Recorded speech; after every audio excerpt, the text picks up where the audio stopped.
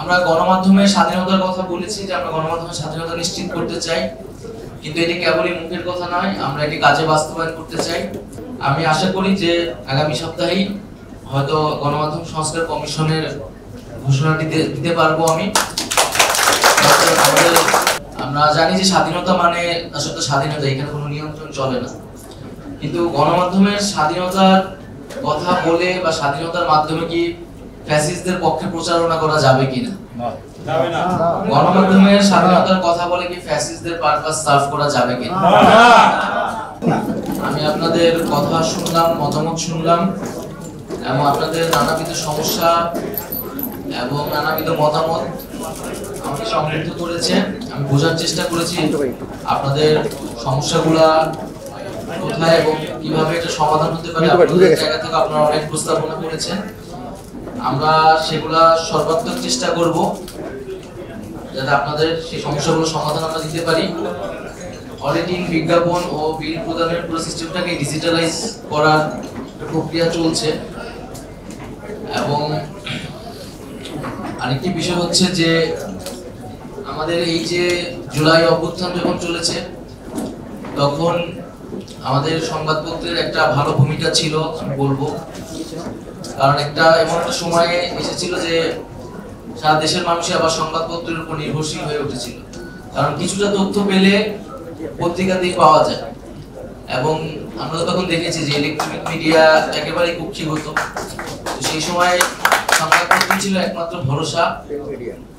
তো আমার ব্যক্তিগত অভিজ্ঞতা যদি বলি, যেদিন আমাকে গুম করা হয় এবং গুম করে ফেলে রেখে যায়, আমি সেদিন কোনো রকম বাসায় সিনি নিয়ে বাসার উদ্দেশ্যে আসি এবং বাসায় ওঠার আগে আমি কয়েকটা পত্রিকা কিনে দেশের পরিস্থিতিটা কি, সিনারিটা কি সেটা বোঝার চেষ্টা করি। তো এরকম ছিল আর কি পরিস্থিতি যে মানে আমরা আসলে মনে হচ্ছে যে একেবারে আগের যুগে ফিরে গেছি, পত্রিকা দেখে একমাত্র খবর। এবং ডিবি অফিসে যখন ছিলাম কোন রকমের লুকায় কাউকে বলে হচ্ছে ধার করে একটা পত্রিকা কোন রকম আমরা অল্প সময়ের জন্য নিতে পারতাম দেশের পরিস্থিতি কি একটু বোঝার জন্য। তো এরকম পরিস্থিতির মধ্যে দিয়ে আসলে আমরা গেছি যে আমি যখন হাসপাতালে ছিলাম, হাসপাতালে আমার রুমে পত্রিকাও ঢুকতে দেওয়া হয়নি। পত্রিকাকে এত ভয় পাওয়া শুরু করছে তারা তখন, যে আমার রুমে কোনো পত্রিকা ঢুকতে দেওয়া হয়নি। তো আমি এই জন্য আজকে যেহেতু আপনারা সংবাদকর্মীরা এবং বিভিন্ন সম্পাদক এসেছেন, তো সেই আন্দোলনের পক্ষ থেকে আমি আপনাদেরকে আন্তরিকভাবে ধন্যবাদ জানাচ্ছি। বাংলাদেশের ছাত্র জনতার পক্ষ থেকে। আবার এর উল্টো দিকও আছে, আমরা জানি যে এই সংবাদকর্মী অনেকেই আন্দোলনের বিপক্ষ ছিল, ফ্যাসিবাদের পক্ষেই তারা কাজ করেছে এবং আমি এর আগেও এটা স্পষ্ট করেছি যে ফ্যাসিবাদের পক্ষে যারাই কাজ করুক না কেন, এই গণহত্যায় যারাই উস্কানি দিয়ে থাকুক না কেন, তাদের বিচার হবে।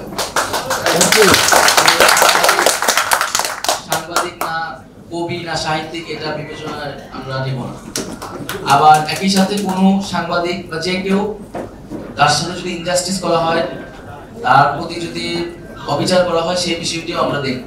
কাউকে যদি এমন মামলা দেওয়া হয় যে মামলা সে আসলে অভিযুক্ত হওয়ার কথা না, আমরা বলেছি সেই মামলাগুলো প্রত্যাহার করা হবে। যার যতটুকু অভিযোগ সেই অভিযোগের ভিত্তিতেই তার বিরুদ্ধে ব্যবস্থা নেওয়া হবে। দ্বিতীয়ত, আমরা গণমাধ্যমের স্বাধীনতার কথা বলেছি যে আমরা গণমাধ্যমের স্বাধীনতা নিশ্চিত করতে চাই, কিন্তু এটি কেবলই মুখের কথা নয়, আমরা এটি কাজে বাস্তবায়ন করতে চাই।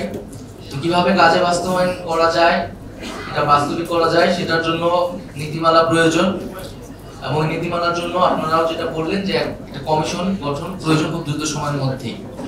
আমি আশা করি যে আগামী সপ্তাহেই হয়তো গণমাধ্যম সংস্কার কমিশনের ঘোষণাটি দিতে পারবো আমি। আমাদের প্রধান উপদেষ্টা ডক্টর মোহাম্মদ ইউনূস উনি জাতিসংঘ থেকে দেশে আসলেই হয়তো এই ঘোষণাটি আসবে। আমি কথা বাড়াবো না, আমি জাস্ট আরেকটি বিষয় আপনাদেরকে বলবো। আমরা গণমাধ্যমের স্বাধীনতা চাই অবশ্যই, কিন্তু আমি আপনাদের কাছে এই প্রশ্ন রেখে যেতে চাই যে গণমাধ্যমের স্বাধীনতার সীমাটাও বা কতটুকু। আমরা জানি যে স্বাধীনতা মানে আসলে স্বাধীনতা, এখানে কোনো নিয়ন্ত্রণ চলে না, কিন্তু গণমাধ্যমের স্বাধীনতার কথা বলে বা স্বাধীনতার মাধ্যমে কি ফ্যাসিস্টদের পক্ষে প্রচারণা করা যাবে কিনা? গণমাধ্যমের স্বাধীনতার কথা বলে কি ফ্যাসিস্টদের পারপাস সার্ভ করা যাবে কিনা?